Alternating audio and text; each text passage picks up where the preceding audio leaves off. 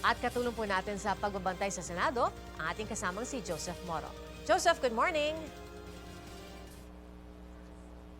Good morning, Pia. Good morning, Attorney Cayosa. So, a little bit of a wrap-up kasi tapos na itong si Gina Acosta, former STO, Special Disbursing Officer ng Vice President's Office. Several points lang from her testimony yesterday. Wala siyang personal knowledge kung nabayaran o nakita niya na binayaran ni Colonel Chica itong mga beneficiary. We saw several new names yesterday na to some senators ay kakaiba. And then, tinanong si Acosta, sabi, hindi mo ba nalang tinanong yung mga pangalan na yan? She did. Kaya lang sabi sa kanya ni Colonel Chica ay mga confidential na mga activities yung pinaggastusan niya. And then, she relied on Colonel Chica because malaki ang tiwala niya kay Chica because malaki ang tiwala ni Vice President kay Colonel Chica, which leads me to the point. Asan si Colonel Chica? Kanina nakausap natin si Congressman Leila de Lima, wala pang desisyon ng prosecution to call in or ipatawag itong si Colonel Chica bilang isang testigo ng prosecution tulad ng tinatanong ng maraming senador. And on that point, let me call in si Attorney Reggie Tongol, tagapagsalita ng Senate Impeachment Court. Sir, okay, the senators are interested. Nasaan si Colonel Chica? Kasi parang in terms of narration, siya yung kasunod. Of course, sabi ni PO, we cannot dictate. Yes. But ikaw, sir, from a strategic point of view, and as the court, would you rather hear Colonel Chica or depende talaga na sa prosecution? Well, depende yan sa prosecution, no? Because of the fact na sila yung nakakaalam ng buong theory of the case nila at saka yung buong storya na gusto nilang ipakita at ilatag.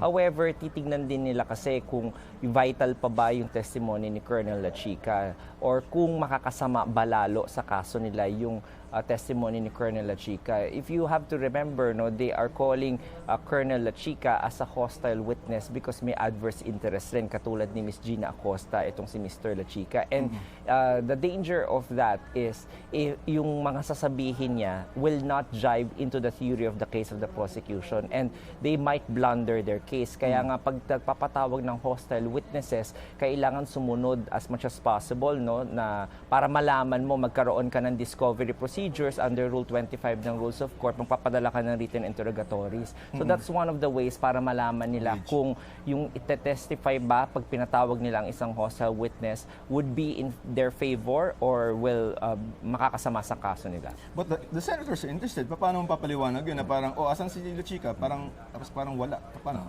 Yeah, actually, the House Prosecution Panel should see that as a high interest from the senator judges.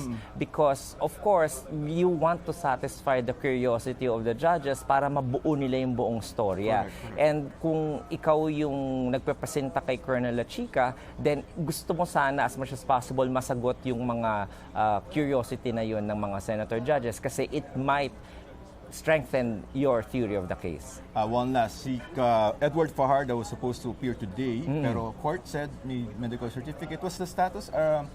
Steps taken by the court.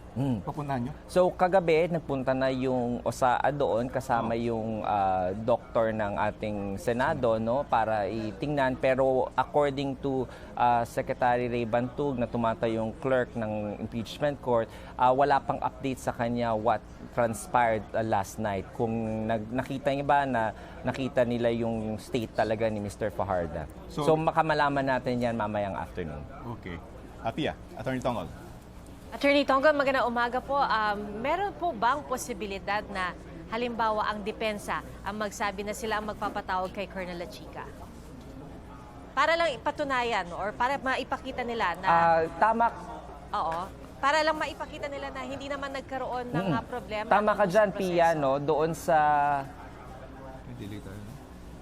Doon sa pre-trial brief ng depensa, hindi ko maalala kung kasama doon, no, si Colonel Chica, pero most naman ng mga tinatawag na adverse witnesses ng House Prosecution Panel ay ipinapatawag din ng depensa. But I have to check again kung yung pangalan ni Colonel Chica. But if my memory serves me right, nandoon din yung pangalan ni Colonel Chica. Alright, so attorney, nabanggit nyo nung nakaraang linggo or a couple of days ago na gumawa po kayo ng time motion study para pag-aralan kung ano ba yung average time na tinatagal ng bawat testigo, kung ilang araw pa ang kailangan. Meron po ba tayong update? May mga updated versions ba ng study na yon, Attorney Tonggol? Nasa 2 to 3 days pa rin po ba per witness? Or magbabago ba kung mag-iba yung schedule? Ganun pa rin yun. Oo, ganun pa rin yung ating yung pagtingin doon sa takbo ng testimonya ng isang testigo. Again, nakaayon kasi yan doon sa mga dokumentong kailangan ni-identify ng isang testigo at saka doon sa bilis ng pagtatanong nung nagrepresentang counsel at sa dami ng objections naman nung kabilang counsel. So, usually talaga yan, 1 to 2 days inaabot ang isang witnesses, at kung merong very complicated na kailangan explain yung isang witness, kaya lamang tayo tumatagal ng mga 3 araw, no, dahil napuputol yung oras. Pero yan yung isa sa mga tinitingnan ng ating Senate President siya ni Presiding Officer para ma-plot nila ng maigi kung mas viable ba na sa afternoon o sa umaga pa rin yung ating impeachment trial. Attorney Tonggol, kahapon inabangan po natin yung kung anong magiging ruling ni Presiding Officer Cheese Escudero doon sa sub judice rule, pero naubusan na po ng oras, hindi na nagkaroon ng pagkakataon na ito pa ay talakayin sa impeachment court. So ngayong araw ba inaasahan natin na sa pag-uumpisa pa lang ng proceeding for the day, yun ang uunahin o may posibilidad ba na ipagpaliban po ulit ito? Ang mukhang ngayong na talaga, no, ngayong umaga na isasabihin yan ni Presiding Officer, no, dahil bago magpatuloy sa susunod na testigo, baka i-hear niya na talaga ngayon si Attorney Ligutan doon sa response niya kay Attorney Sison, at isasabihin na rin ng ating Presiding Officer yung kanyang ruling. Alright, Attorney Tonggol, maraming salamat. Alam po natin, mag-uumpisa na rin po in a few minutes ang proceedings para sa araw na ito. Maraming salamat po sa inyo, Impeachment Court Spokesperson, Attorney Reginald Tonggol, at kay Joseph Moro. At sa puto ito, kausapin natin muli ang kasama natin na si dating IBP President, Attorney Domingo Cayosa. Attorney, tingin niyo po ba dapat sa umpisa pa lang ng hearing pag-usapan na itong sub judice rule para hindi na ma-postpone ulit? Kasi nga kahapon, hinintay na parang hinuhuli usually kasi yung administrative matters eh. So tingin niyo po ba kailangan something that we should get it over with and done with as soon as possible, or pwede namang hintayin at ipagpaliban? Mas maganda sana tapusin na nila. This is a minor procedural or administrative matter para hindi malilihis yung attention. Kasi parang suspense eh. At dun sa ating mga kababayan na hindi naman sanay sa mga court procedure, akala nila napakahalaga yan eh. Kasi di ba kung minsan ang pinagsasabong nila yung mga abogado eh. Hindi na yung ano bang totoo dito, ano bang sinasabi ng batas, ano bang pananagutan ng sinuman. Nawawala na dun eh. Nandun na sa parami ng objection o kaya ito may kasalanan yung kabilang abogado.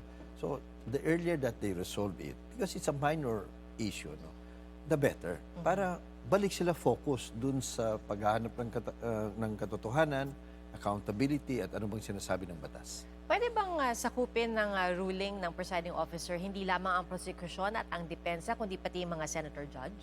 Maaari naman. It can be a gentle reminder. Usually, mas maganda siguro general na lang.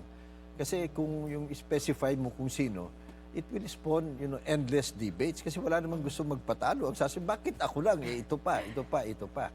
Ganon din yung mga senador, di ba? Dahil co-equal silang mga senador, pag pinangalanan mo mga yan, talaga papalagyan at walang katapusang debate yan sa loob. Di masasayang lang ang oras. So, it is overdue.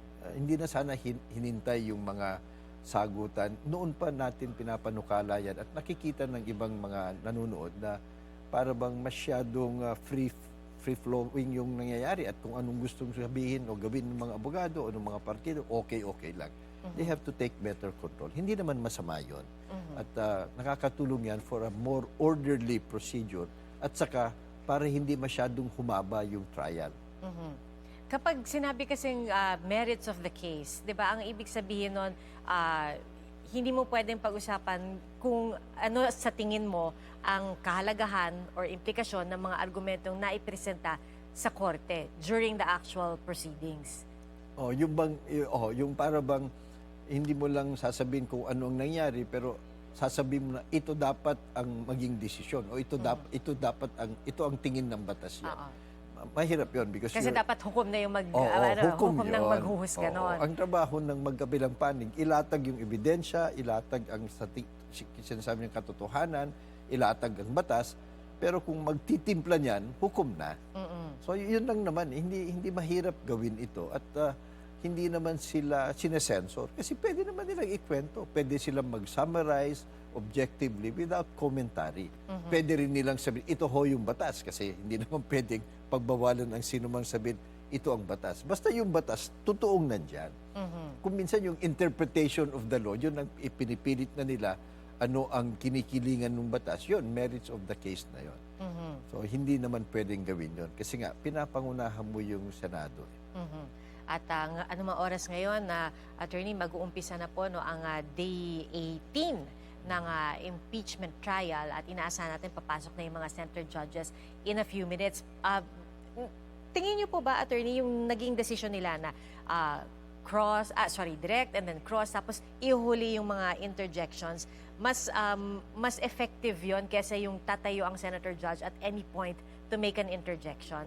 Mas maganda, mas orderly yun, na yung direct examination and then cross, saka na lang yung mga clarificatory questions o interjections.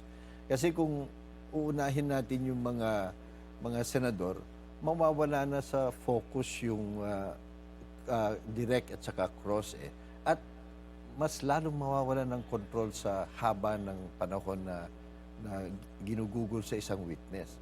Kasi mas marami yung mga senador So, ang hirap mo ring rendahan lahat yan. At least pag prosecution, isa lang ang mag-cross isa lang. So, at least tapusin mo na yon. Kasi baka yung ibang tanong na gusto ng mga senador, natatanong na rin naman ng magkabilang panig. So, it is more practical, more prudent, more orderly na ganun. Magandang proseso yon.